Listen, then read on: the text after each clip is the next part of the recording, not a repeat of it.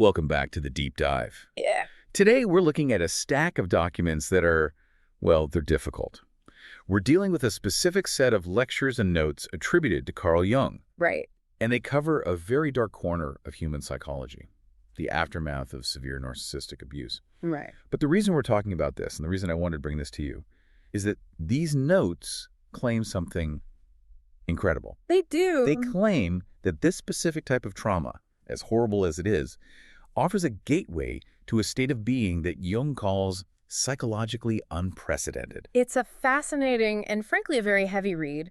Jung calls it a perilous revelation, and he doesn't use that word lightly. No. He posits that there is a final stage of empathic evolution that is effectively only accessible after you've been through the grinder of narcissistic trauma. And that's the part that I think we need to be really careful with, right? It's because the source material presents this stark dichotomy. It says this empathic crucible, this pressure cooker of abuse, does one of two things. It either shatters the empath completely, leaving them as a shell, or, and this is the controversial part, it forges something else.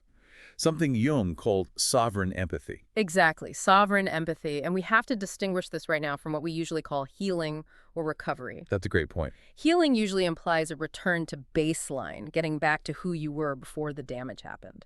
Jung is arguing that for the sovereign empath, there is no going back. You can't go back. The structure of the personality has fundamentally changed. It's not a repair job. It's a complete architectural renovation. The phrase that jumped out at me in the notes and honestly gave me goosebumps was psychologically untouchable.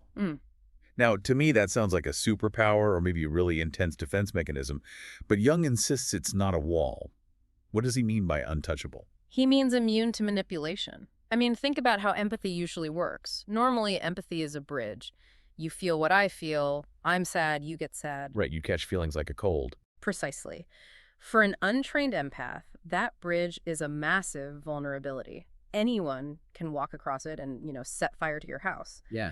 Sovereign empathy is the ability to lower the drawbridge at will. Jung describes a state where these individuals can feel profound emotion. They aren't robots, but they cannot be coerced by it. Okay, so they don't get swept away. They stop being a host for other people's projections. They feel the emotion, but they don't take the baggage. But here's the thing. The notes mention that Jung actually deemed this discovery dangerous. If you're immune to manipulation, that sounds great for you. Why would he call it dangerous? Because of the cost and because of how these people disrupt the social order. Jung noted that the individuals who reached this stage became unrecognizable to their loved ones. They possessed a level of consciousness that actually unnerved people. Unnerved them. Yeah, we tend to think of empathy as warm, fuzzy, accommodating. Yes, I'll help you move your couch.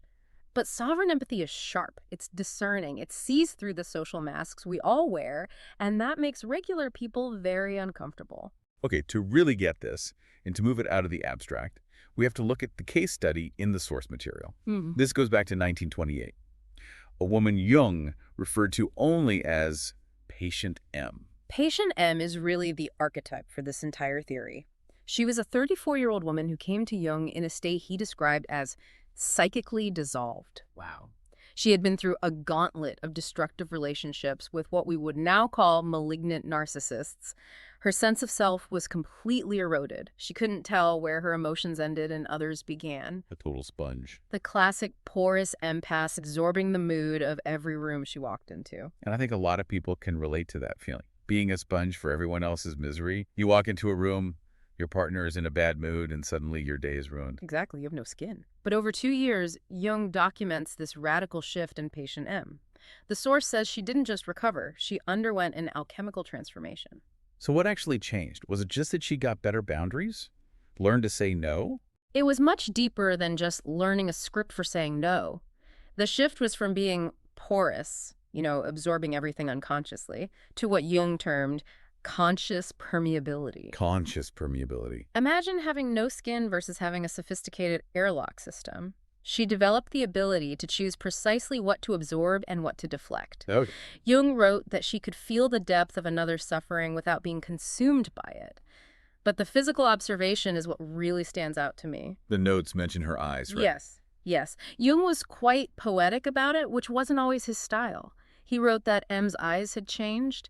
He said they held depths I have never seen, as if she had stared into the abyss of human nature and emerged not broken, but wise. That is chilling. It wasn't the look of a victim, it was the look of a witness. Someone who has seen the worst and is still standing. That is beautiful. Yeah. But here's the kicker, and this goes back to the danger part we touched on. You'd think her family would be thrilled she was better. Yeah. Oh, look, Em is strong now. Right, we're so happy for her. But the source says there was immediate social fallout. Immediate. Massive fallout. Because she disrupted the ecosystem. She had been the family anchor, likely the one absorbing everyone's dysfunction. The emotional trash can. Totally. If mom was angry, M fixed it. If dad was stressed, M soothed him. When she achieved this sovereignty, she established boundaries that seemed inviolable. She stopped doing the emotional labor. So she stopped playing the game. She stopped playing the game entirely. And former acquaintances called her cold. The family felt she had become distant or arrogant. But Jung argues she hadn't become cold. She just stopped being a dumping ground. And when you stop being a dumping ground, the people holding the trash get very offended. That is such a powerful reframing. Usually when we change, we expect a round of applause. Yeah. But in this case, the change threatens the status quo. Now, I want to pivot to the how, because clearly no one signs up for narcissistic abuse as a self-improvement course. No, of course not. Yes, please destroy my life so I can evolve. That's Sure. crazy. But the source material suggests there's a specific mechanism at play. It calls the narcissist a shadow teacher. This is the most provocative and difficult part of Jung's theory. Difficult is putting it mildly. I have to push back on this a bit. Calling an abuser a teacher feels a little bit like victim blaming, doesn't it? It does. Like, oh, you needed this to learn. That feels wrong. I agree with you, and we have to be very careful here. Jung isn't excusing the abuse. He's not saying the abuser is a teacher in the sense that they are benevolent or that they care about your growth. We don't. They don't. He's looking at the psychic utility of the experience for the survivor. He suggests that the narcissist acts as an unconscious shadow mirror. An unconscious shadow mirror. Unpack that. We tend to see the narcissist as the villain, and in the context of behavior, they absolutely are. But psychically, they force the empath to confront their own shadow. Their own shadow, but isn't the empath usually the good one in the dynamic? The victim, the one trying to help. That's exactly the illusion that has to die for sovereignty to emerge. Oh, okay. And this is the hard part. Jung says this abuse forces the empath to confront their own capacity for manipulation, their own self-interest, and their own darkness. Can you give me a concrete example? Yeah. Because that's a tough pill to swallow for someone who feels they've just been giving and giving for years. Think about the need to be needed. Is that purely altruistic? Or is there a shadow side to it? Is there a desire to control the outcome? No. Is there a transaction happening? I will fix you, and in return, you will never leave me. Jung argues that the narcissist exploits these specific shadow traits in the empath. So they find the hooks. To survive the narcissist, the empath has to look in the mirror and say, I am playing a role here too. I have my own hooks. So it's about realizing that your goodness might actually be a survival strategy. Precisely. And that realization leads to what Jung called the 3 deaths. The 3 deaths. It sounds dramatic, but looking at the list in the notes, it feels accurate. To reach sovereignty, the empath has to endure 3 specific psychological deaths. What is the first one? The first is the death of the idealized self-concept. The idea that I am purely benevolent, innocent, and giving. You have to kill the saint to birth the sovereign. You have to own your own teeth. You have to own your own teeth. Admit you are capable of hatred, of anger, of selfishness. That hits hard. We all want to be the hero of our own story. Okay, what's the second death? The death of the belief that love can redeem anyone. This is the core fantasy for many empaths, the Beauty and the Beast complex. Right. The idea that if they just love hard enough, suffer long enough, they can fix the monster. The narcissist proves brutally that this is false. Love cannot fix a personality disorder. That's the moment you realize you aren't powerful enough to save them. That's a loss of omnipotence. Exactly, it's a surrender. And the third death is the big one. The death of the need for external validation to feel worthy. The core wound. The narcissist targets that need specifically. They love bomb you to fill you up, then devalue you to empty you out. They put you on a roller coaster of validation. To survive, the empath has to kill that need entirely. They have to become self-sourcing. So this isn't a gentle realization you have while journaling with a cup of tea. Not at all. Jung wrote that this happens through a brutal confrontation with their capacity for darkness. And interestingly, the notes mention a neurological shift. Oh. He compared the state of these survivors to advanced meditation masters. They developed psychological muscles they never knew they had, but they built them in a war zone, not a monastery. So let's say you go through the war zone. You survive. The sources are clear on this next point. Not everyone makes it to the sovereign stage. No. Jung actually identified 4 distinct paths an empath can take. It's not a guaranteed evolution. Correct. The trauma doesn't guarantee evolution, it just provides the opportunity. Most people end up in one of the first 3 categories. Let's walk through them because I feel like I've met people in all of these categories. The first one is the dissolved empath. These are what Jung called psychic ghosts. They never reclaim their sense of self. They exist in a perpetual state of victim consciousness. They can't differentiate their emotions from others.